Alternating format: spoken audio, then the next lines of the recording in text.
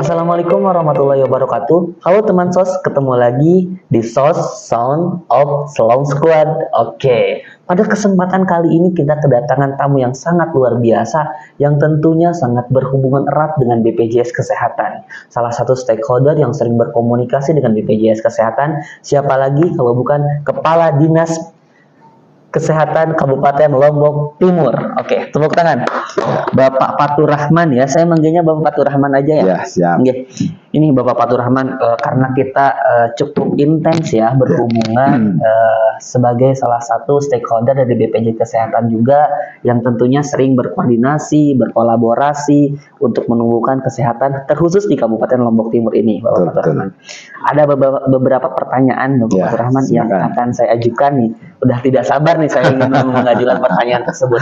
Kebetulan di BPJS Kesehatan ini Pak Fatur Rahman kita sedang mengadakan transformasi mutu layanan. Seperti itu. Transformasi struktural dan transformasi kultural seperti itu. Nah, menurut Pak Kadis, apa sih yang dimaksud dan seperti apa yang dimaksud dengan transformasi mutu layanan itu seperti itu Pak Kadis? Iya, baik, terima kasih Mas Sofian. Jadi transformasi itu atau perbaikan ke arah yang lebih baik dari sebelumnya itu memang harus kita lakukan. Betul. Itu harus mesti kita lakukan. Betul. Kita tidak boleh puas dengan pelayanan kesehatan yang sekarang ini sudah kita lakukan. Betul. Jadi kita harus selalu berupaya untuk melakukan transformasi.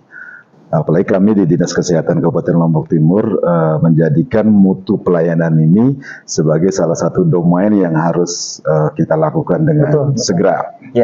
Kalau kita berbicara itu, maka menurut saya dan yang sedang kami lakukan di Lombok Timur itu ada beberapa poin penting lah di situ. Siapa atau bagaimana kita bisa mencapai transformasi mutu layanan yang ke arah lebih baik. Pertama, kami di Dinas Kesehatan ini melihat faktor atau variabel dari sumber daya manusia. Sumber daya manusia yang mana? Tentunya adalah sumber daya manusia tenaga kesehatan yang ada. Nah, sumber daya manusia tenaga kesehatan yang ada di Lombok Timur ini, apanya yang perlu kita transformasi? Di situ ada dua poin besar. Satu, knowledge-nya dia. Yang kedua, skill-nya dia. Satu contoh misalnya seorang perawat ya. Ambil contoh dia kerja di ruang UGD.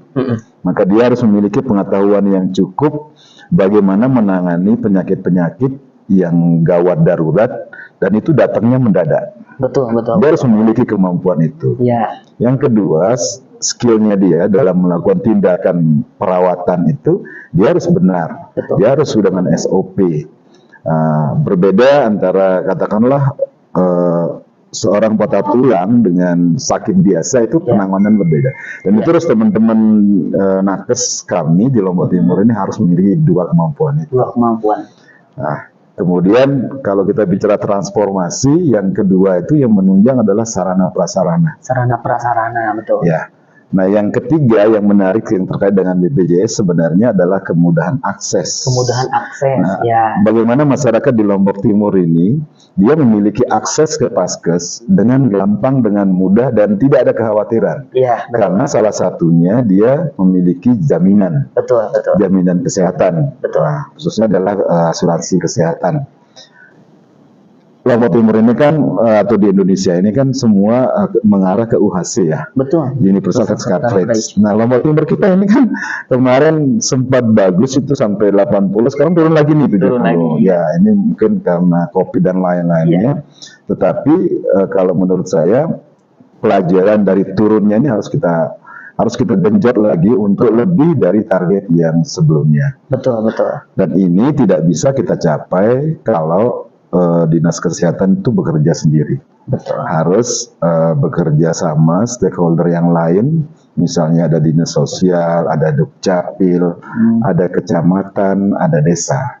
Dan sudah terlihat di Lombok Timur upaya-upaya ke arah itu melalui beberapa kali pertemuan dan beberapa kali gerakan sebenarnya untuk mencapai masyarakat Lombok Timur ini meningkatlah persentasenya yang memiliki jaminan kesehatan.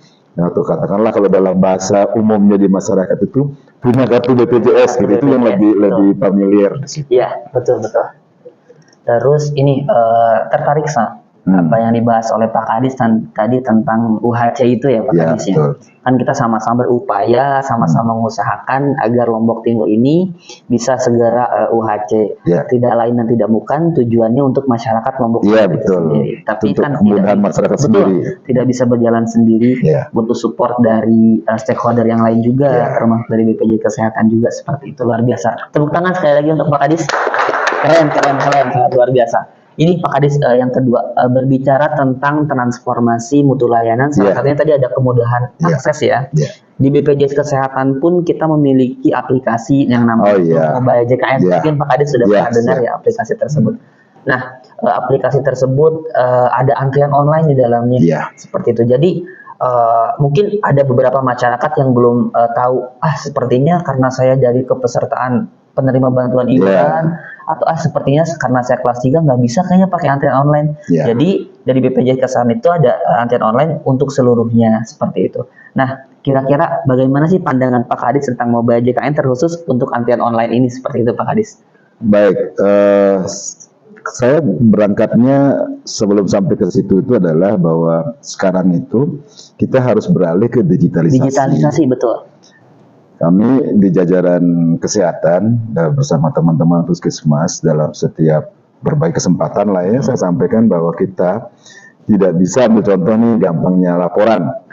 Sudah paper base itu sudah nggak laku gitu. Bukan nggak laku sih, cuman kita akan kalah cepat dengan orang dengan teman-teman di kabupaten lain yang sudah menggunakan digital. Di satu sisi kita tenaga kesehatan, di satu sisi ada kelompok masyarakat yang sudah sekelompok itu sudah maju loh digitalisasi. Betul.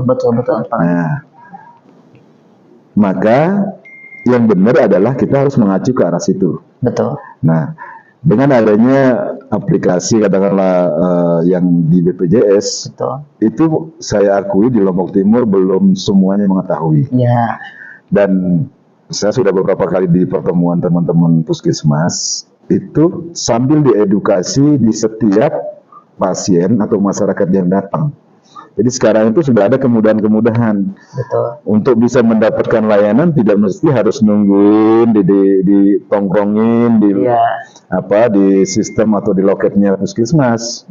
Tapi sudah bisa juga menggunakan aplikasi.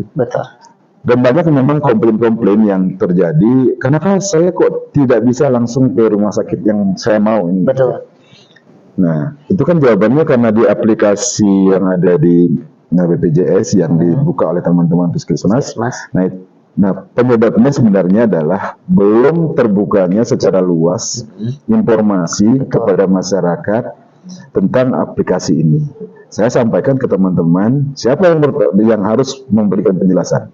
Menurut saya, karena kami berada di bidang kesehatan, semua teman-teman yang ada di Puskesmas harus jelaskan. Minimal kepada masyarakat yang datang ke Puskesmas itu. Kalau teman-teman tidak bisa menjelaskan ke seluruh masyarakat yang ada di wilayah kerjanya, misalnya anggaplah Puskesmas Selong, dia punya wilayah kerja kelurahan Selong dan segala macamnya, ada 10 kelurahan kalau tidak salah itu.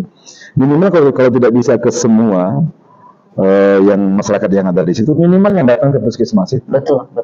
Nah, sebenarnya ada juga cara-cara lain. Cara-cara lain itu adalah pada saat Puskesmas itu melakukan mini lokakarya.